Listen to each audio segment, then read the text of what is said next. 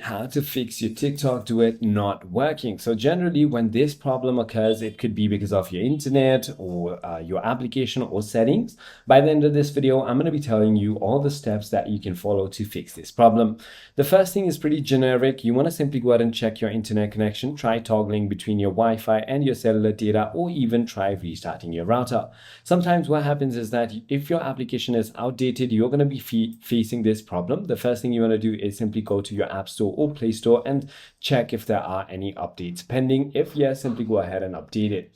Now, about settings, some creators disable Duet for their videos. So check if videos allow Duet. So you can check this by simply trying Duet on a different video itself. If that is not the case, you can simply try clearing TikTok cache by going into settings. And if that is not the case, again, Duet is not available in certain regions. So you can simply go ahead and check if it is available on your region.